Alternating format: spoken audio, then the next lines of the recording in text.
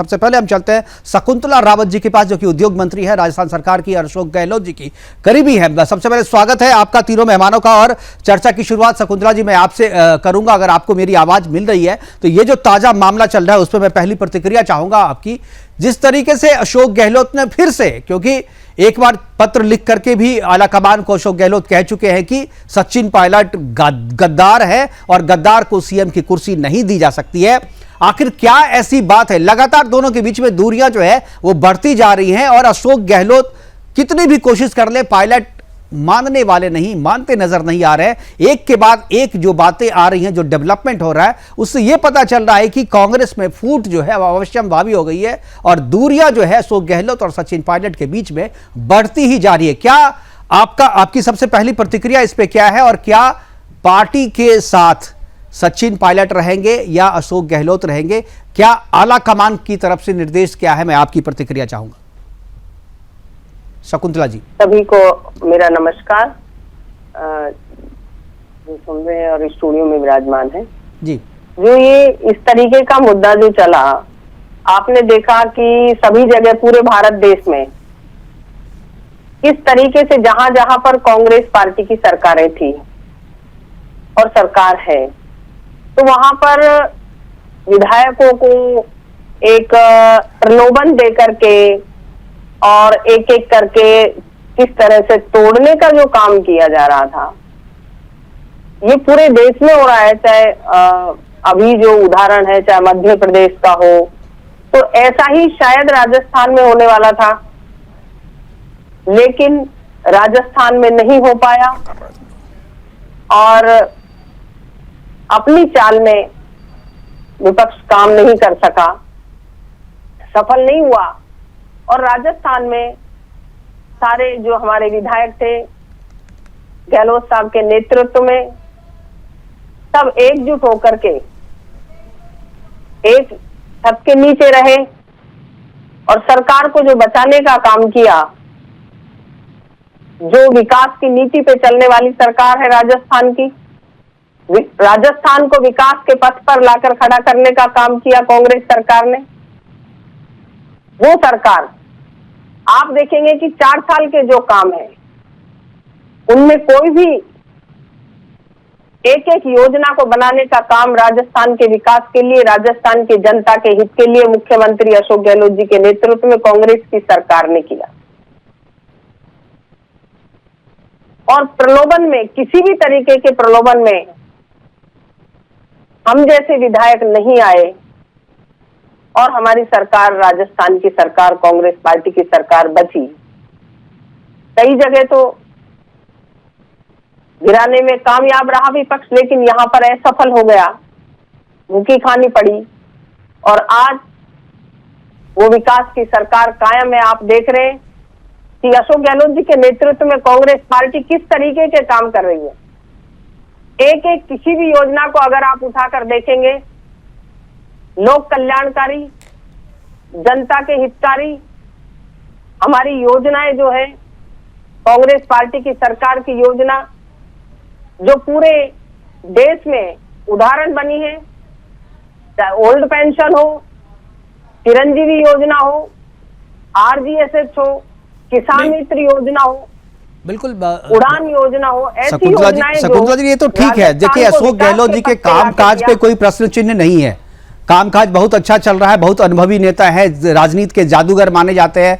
50 वर्षों का उनका लंबा करियर है। इंदिरा गांधी के साथ काम किया, राजीव गांधी के साथ काम किया, सोनिया गांधी के साथ काम किया, और फिर राहुल गांधी के साथ काम कर रहे हैं। लेकिन जो है वो पटरी बैठ नहीं रही है अभी सचिन पायलट के साथ। जिस सचिन पायलट को वो केंद्र में पैरवी करके मंत्री भी बनाए थे, ऐसी भी बात राजस्थान में चल रही है, लेकिन सचिन पायलट इस बात को नहीं मानते हैं कि उनकी पैरवी से वो मंत्री बने थे। लेकिन ऐसी क्या वजह है कि इतने अनुभवी और इतने बड़े जादूगर के हाथ में सचिन पायलट आ नहीं रहा है, और बार बार जो भी परेशानी अशोक गहलोत को हो रही है सचिन पायलट के कारण हो रही है, जो भी कांग्रेस को परेशानी हो रही है सचिन पायलट के कारण हो रही है। तो कोई अस्थाई इलाज क्या है? आप लोग क्या कर रहे हैं? अस्थाई इलाज सचिन पायलट का क्या है?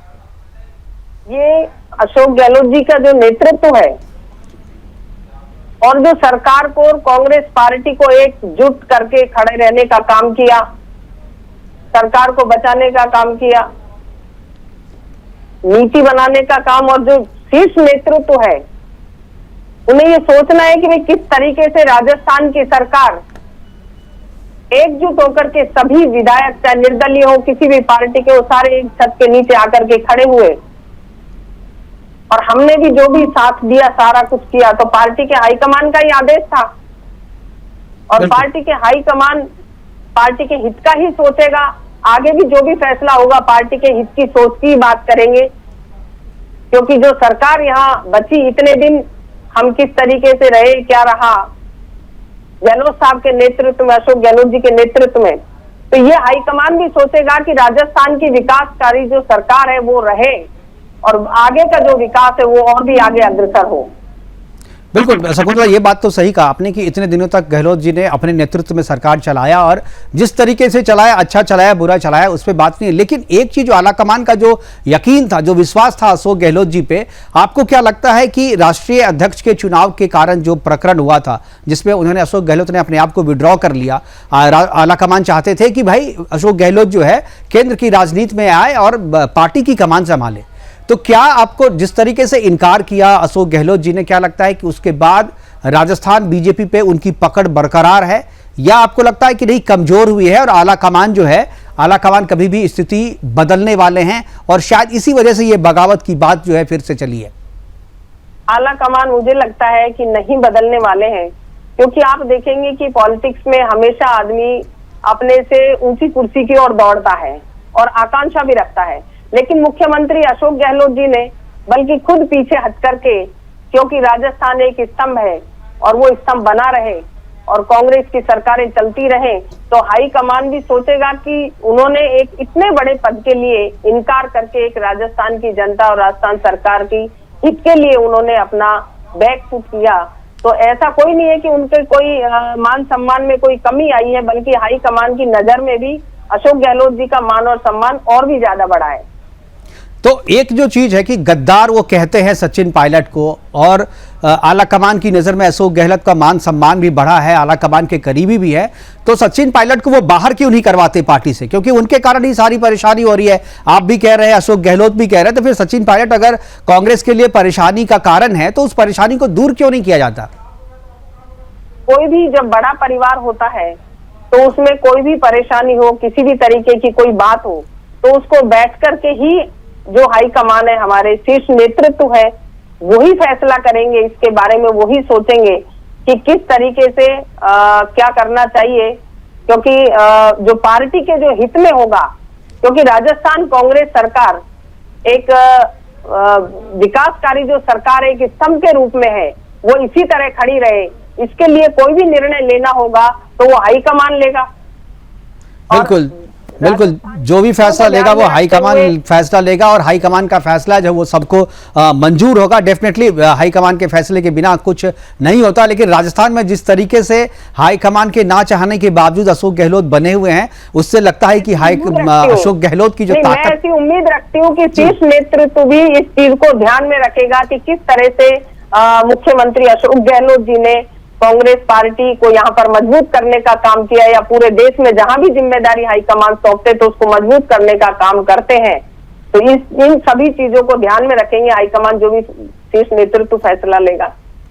बिल्कुल, फिलहाल शीर्ष नेतृत्व का यकीन जो है वो अशोक गहलोत में बनता दिख रहा, बरकरार है, और इसीलिए अशोक गहलोत जो है अभी मुख्यमंत्री बने हुए हैं और उनके ऑफर को ठुकराने के बाद भी जो है वो मुख्यमंत्री बने हुए हैं। ऐसा लगता है कि अशोक गहलोत सरकार चाहे जितना भी काम कर ले वो ठीक है, उस पर मेरा कोई सवाल नहीं है।